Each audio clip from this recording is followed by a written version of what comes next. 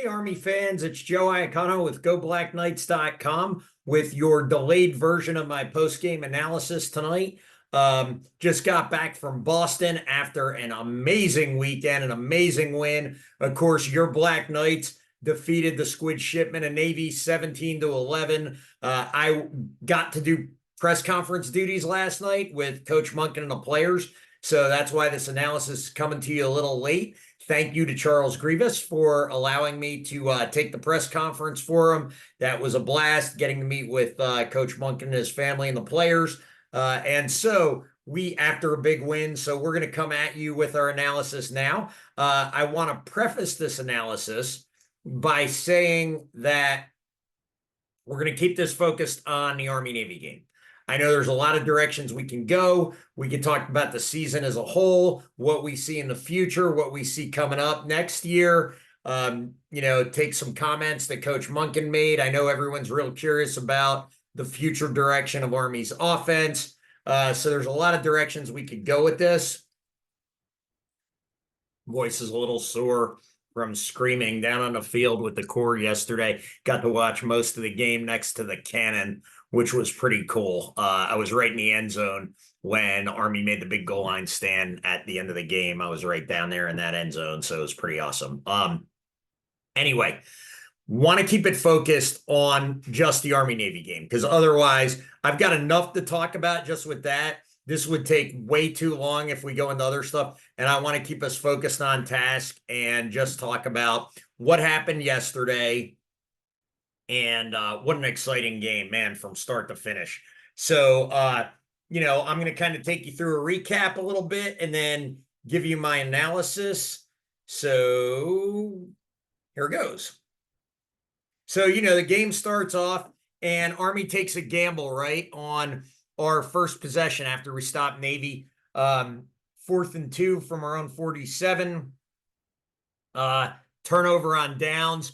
We took a big gamble there with a pass play to Noah Short. He would have been open for a touchdown. Bryson Daly just missed him. We know these are some of the challenges with the Army offense is sometimes Bryson Daly's accuracy. Hey, look, I'm going to say amazing things about Bryson Daly before this analysis is over, but let's be honest, he's not the most accurate passer God ever created. The reason the turnover on downs was produced, though, if you look at it, was we had a false start on 2nd and 7, which backed us up and made it 2nd and 12. I will tell you, for as much heat as Jeff Monken and Drew Thatcher take for the offense, if you look at what most of what stopped Army's offense against Navy, it was false start penalties. You get rid of a lot of the false starts, and a lot of Army's problems on offense go away, and they may have turned more of those drives into scoring drives. Navy didn't stop Army all that often. Army really stopped themselves in a lot of cases. However, that being said, the offense was still a lot more successful than it has been the last couple of years. Maybe not on a scoreboard, but if you look at overall statistics, and I'll get into that in a little bit. Then Navy's driving the ball. Max DiDomenico, huge interception in the red zone. Nate Woody's team stands tall in the red zone again. Bend but don't break. Big interception there by Max.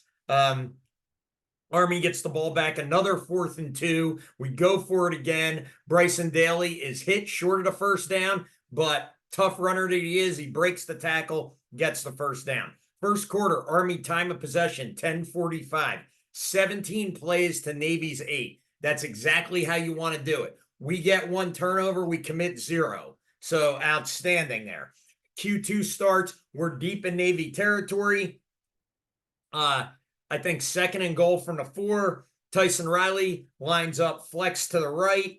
No one covers him. The outside backer was walked off a little, and they just left him uncovered. He gives a quick little signal to Bryson Daly. Bryson fires a bullet right before the Navy D-back has a chance to turn it into a pick 6. And Tyson ends up scoring, so Army goes up 7-0.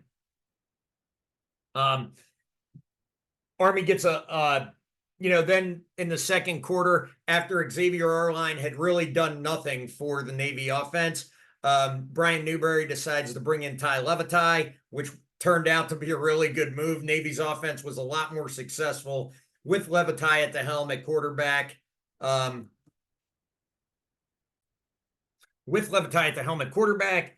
Navy moves the ball down the field. Big 4th and 2 as the time is running short in the first half, maybe a little under a minute and a half left. And Army comes up with a huge stop. Wouldn't be the last one of the day. They stop Levitai short by about half a yard, a foot, maybe even less. And replay confirmed that. Army gets the ball back with about 30 seconds on the clock, maybe a little under a minute, and goes down, sets up Quinn Moretsky for a field goal. Money Moretsky, as they call him, as I like to call him, Army's offensive MVP. Quinn Moretsky, 47-yard field goal as time expires in the first half to take a 10-0 lead. One of the things A.M. Allen pointed out in his post-game article that I would just like to reconfirm is how much of a game of inches football is, especially a close game like this between Army and Navy. The Navy D-back was maybe a couple inches away from a pick 6 on Tyson Riley's touchdown. Army makes a big stop there on Levitai and gets the ball back. He's maybe a couple inches short of a first down. There's some other plays. If, a couple times Army had receivers running down the field and Navy was able to make a key play at the last second. Max DiDomenico's pick, really a nice play at the last second to break up that pass and pick it off. So definitely a game of inches. We'll see more of that theme develop as I walk through the second half. In Q3, Army did something they've never done. They did it once against Boston College, I was told by Kanye Udo in a press conference. I don't recall, but he said they did it, so I'll take his word for it, obviously. Army broke out the Wildcat offense. They send Bryson Daly in motion after the clap, direct snap to either Udo or Buchanan. They read the hole, and those plays were working great, I'll tell you. That was a really nice wrinkle by Drew Thatcher. Again, Drew Thatcher takes a lot of heat. Some of it justified, but he takes a lot of heat. I thought he called an outstanding game versus Navy. Were there some plays maybe I would have called differently? Yeah, did Bryson Daly carry the ball a little too much? Maybe. You could argue that. But at the end of the day, it was a really good offensive game plan, I thought. And like I said, Army stopped Army with false start penalties way more than Navy stopped Army. One of the things I really liked that Army was doing offensively was really spreading the field on a lot of plays with 4 wide receivers. They'd split the tight ends out. They'd split the slots out. And what that was doing is it was forcing Navy to only keep 6 or 7 in the box, which was really opening up the running game. Army had well over 150 yards. I think it was right around 180 yards rushing in the first half, which is more than we've gotten in the last 2 Army-Navy games combined in the first half of this game. So again, for as much heat as people want to give Thatcher and Monken, the offense was working. They just struggled to finish drives, and a lot of times they would stop themselves with foolish penalties. That's not on the coaches. The coaches didn't make the kids false start. That's on them for their lack of discipline. Sorry, it is what it is, and it's got nothing to do with play calling. So I know Drew Thatcher and the play calling is an easy target, but a lot of times yesterday, that's not what stopped Army. Yes, Army only ended up with 1 offensive touchdown yesterday, just like we've seen in the last couple games. Actually, in 2022, they had no offensive touchdowns in regulation, but they were moving the football. Like I said, especially in the first half, really, really good start there for, people want to just look at, shotgun versus under center. Well, that's a low information analysis, quite frankly, and here at GBK, you're better than that and we're better than that. I think the more important thing, rather than the snap being taken under center or the quarterback lining up in the gun, was that Army, as opposed to lining up in a phone booth like they do a lot of times with multiple tight ends, split their tight ends out, really spread the field, and gave us a numerical advantage inside to where many, many plays Navy only, go back and watch the game, Navy only had 6 or 7 guys in the box. Really, really smart, if you ask me. All right. So Wildcat looked good. Then Army has to punt. Probably one of the key plays of the game. I'm going to go back and watch it on TV tonight. I think there's a 70 to 80% chance that punt hit the Navy returner in the foot. And Ijon Marshall, I think it was, recovers it. Would have been first. He returned it for a touchdown, but I don't think you can return that. So it would have been first and goal, Army there, and an opportunity to take a 17-0 lead and really potentially salt the game away at that point. Although we found out later that wouldn't be the case. So instead of that, the ref says the ball never hit the kid. They get the ball on the 11. Navy goes down the field and, drives right down the field, ends up kicking a field goal. They went to the air for the first time in the day significantly after Tai Lavatai had a number of successful mesh zone read type runs in the first half. Army started shutting those down. And so Lavatai and Navy went to the air pretty successfully, I might add. Brian Newberry said in his post-game press conference, Army was in cover one man coverage. They were leaving a little bit of cushion on the receivers to not give up the big play. So Navy started completing a lot of hitch routes and underneath stuff, crossing routes to take advantage of that coverage. And it was that game plan started to work really well for Navy. Army's defense came up big again in the red zone, held them to a 37-yard field goal. I got to give a shout out to Nate Woody's red zone defense.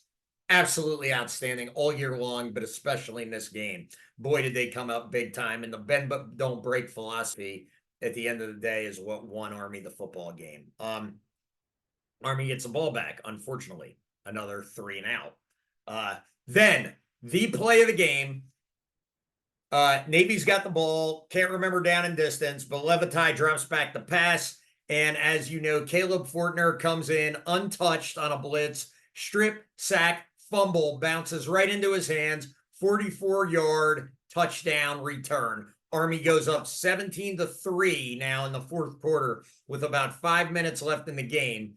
And I'm texting Charles and I'm like, it's over.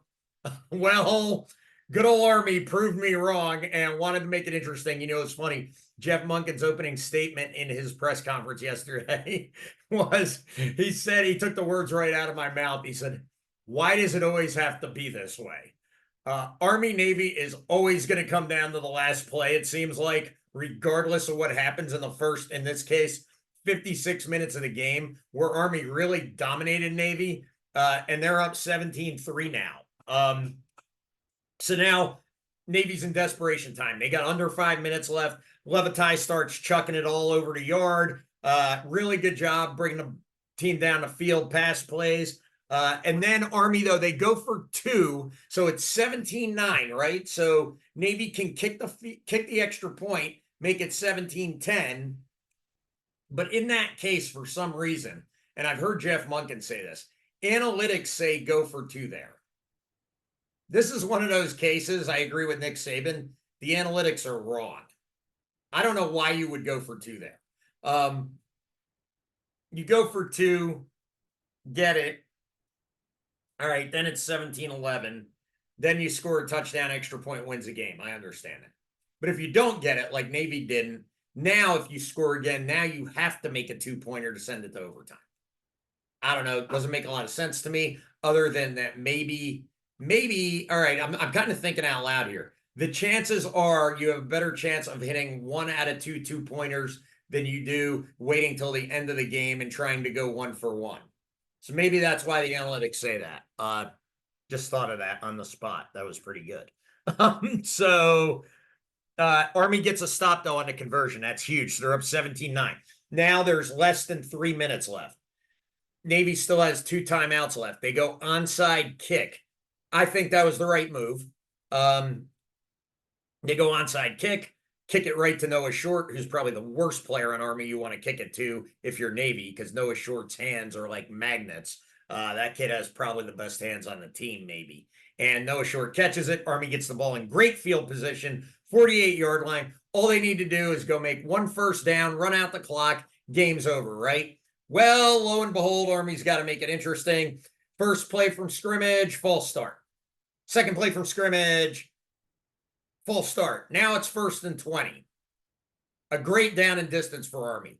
Surprisingly enough, they still almost get the first down. They come back and make it 4th and 3 at the 38 of Navy. A little too long for a comfortable field goal, to be honest. Jeff Monken told me, Coach Monken told me, analytics say go for it in that case. So if they go for it, Monken said it was a little longer than 3. It was about 3.5. If they go for it there, and don't get it, Navy's got the ball at the 37, 38-yard line. Now they have a 62-yard field, a lot easier than trying to punt and stick them deep. So Monken calls timeout, decides to punt the ball. That was the right call, 100% in my opinion. However, Cooper Allen has been wildly inconsistent this year. Terrible punt that goes about 20 yards, back spins. Army downs it after it checks up on the 27. So in that case, we might have been better going for it and just salting the game away if we get it. But it backspins, goes down to the 27. And again, Navy goes right down the field with a series of short passes. They convert on 4th and 10 in Army territory. Nobody could seem to cover Jaden Umbarger, who came back in this game from injury for Navy. He was their best receiver, and he was out for a while. Him and Wes Heidenreich really had a big series there. And Army, I believe Woody was playing not a prevent necessarily, but he was willing to give up underneath routes so that Army didn't give up the big play. Well, now Navy comes down 1st and goal at the 6. Incomplete pass on 1st down. Time's running out. Incomplete pass on 2nd down, I believe, or maybe a short game on the ground. Of course, Navy's out of timeouts. 3rd down, receiver streaking across the middle, catches the ball at the 2. I'm standing in that end zone. I think he's scoring. I'm like, oh, crud, here we go. 17-15. Caleb Fortner makes another amazing play, sticks the kid right there on the 2-yard line, and now Navy's out of timeout. So 11 seconds, the clock's ticking. The officials have trouble spotting the ball. They come back, spot the ball. Navy snaps it on 4th down at the 2. They didn't have time to call a play, so they go QB sneak. Got a decent push off the line, but Army's whole defense stops Levitai from scoring at about the 1-foot line. They reviewed it. He didn't get in. The officials were completely out of whack. They were about to give Navy a 5th down, like the old Missouri game from like 30 years ago when Nebraska got 5 downs. Thankfully, they figured out what they were doing and realized at that point that it was Army ball with 3 seconds left on the clock. Word about the 1-inch line. So rather than chance a handoff and a fumble, rightfully so, Bryson Daly takes the snap, runs out the back of the end zone, clock expires, Army wins 17-11, covers the spread. I did hear that the over-under was 27.5, so that safety actually gave it the over. So great game. Let's dig into the stats, and then I'll dig into my analysis a little bit. So here we go. Again, Army rushed 47 times for 205 yards and a 4.4 yards per carry average. I didn't look at the stats from 2022 and 2021, but go back and look at those 2 games and compare stats and tell me Jeff Monken was wrong to not go under center traditional triple flex bone against Brian Newberry. Monken said he watched the film of the Army Air Force game and both teams were like banging their head against the wall. So to me, I mean, Kanye Udo, 13 carries, 88 yards, 6.8 average with a 15-yard long. Bryson Daly, who, you know, had a lot of tough runs up the middle, 3.1 average. Ijon Marshall, 2 carries for 19 yards. Jacoby got 4 carries for 9 yards. And Tyrell Robinson had a carry for 5 yards. So you rush for 205 yards against Brian Newberry's defense, you're doing something. So quite frankly, I think Drew Thatcher and Jeff Monken should be commended for their offensive game plan. They couldn't finish drives, but I think a big reason they couldn't finish drives, again, I go back to the false start penalties. I'm going to look up how many of those there were. It seemed to be a rash of them. 5 for 25 yards. Really, really bad. not the aggressive kind of penalties we like. These are false starts. Through the air, Daly's not going to scare anybody, but he did just enough. Even the passes they didn't complete made Brian Newberry and Navy think about it and not load the box. Daly went 7 for 14. Most importantly, no interceptions, no fumbles. He was only sacked one time, threw for 54 yards, and threw the touchdown pass to Tyson Riley. So really don't know what much more you could ask for against a really good Brian Newberry coach defense. The punting game was shaky. Again, Nate Woody's defense, lights out. That guy can defend an academy team like nobody I've ever seen. Really, really does a nice job putting together game plans for the other two service academies. I'm not even going to say, quote unquote, stopping the option, because Navy really didn't run much option either. They were in gun almost the whole game as well and ran a lot of mesh zone read stuff. Now, when Levitai started chucking it all over the place, yeah, they moved the ball up and down the field, no doubt about it. Let's look at Navy's team stats here. So Navy threw for 179 yards, 16 for 29. Most of that was Levitai. 6.2 yards per pass. They did have the one pick. He held Navy to 130 yards rushing, which is great. They only averaged 3.7 yards a rush. And most importantly, let's go back to my pregame analysis. What did I say the number one key to the game was going to be turnovers? Army wins the turnover battle 2-0. What else did I say? Army needed to complete a couple key passes to loosen up the box. Well, kudos to the offensive staff. They really didn't even need to do that, although they did complete some key passes, because they spread the field with 4 wide receivers, sometimes 5. Navy was in nickel most of the game and only lined up with 6 or 7 guys in the box. So again, kudos to the offensive staff. You can pick on them as much as possible. Winning college football games is hard. Winning college football games against Navy, a team that knows Army really, really well, is really, really hard. It's funny. I was in the lobby of my hotel today before I went to the airport talking to a 2011 grad. And he mentioned that he can't even go in the stadium to watch Army football games because he's still traumatized from his 4 years. He said they didn't score an offensive touchdown against Navy. And they were whipped in every one of those games. So you don't have to go back far to figure out what things used to be like.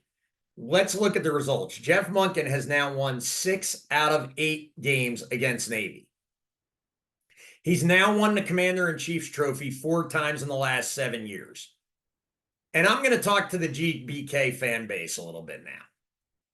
And I might not make some of you happy. I appreciate you guys watching and listening. I love that you subscribe. I love that you get on the message boards and mix it up. But stop it with the Monday morning quarterback armchair garbage. Really. Knock it off. I mean, you're entitled to your opinion. I'm all about free speech. Say whatever you want, to be honest. But I'm like, it's real easy to sit there after the fact and say, Army should have lined up on their center and gone flexbone in the second half. It would have thrown Navy off. Yeah, well, it's easy to say that when we didn't do anything the second half offensively. But would it really have? I don't know. The last 2-3 years, Navy seemed to do a pretty good job against our flexbone. Oh, they didn't get as many practice reps against it. Guys, they practice against that offense every single day. Wake up. I don't know what to tell you. Stop second-guessing armchair quarterbacking, or do it if you want to, because it's kind of fun, to be honest with you. I get it. That's the fun part of being a fan, so I guess I don't mind you guys doing it, but it just gets ridiculous. I mean, do any of you really believe if you were the head coach, which last I checked, they're not paying any of us what they're paying Monken to coach the team, that we would have beaten Navy 6 out of the last 8 years?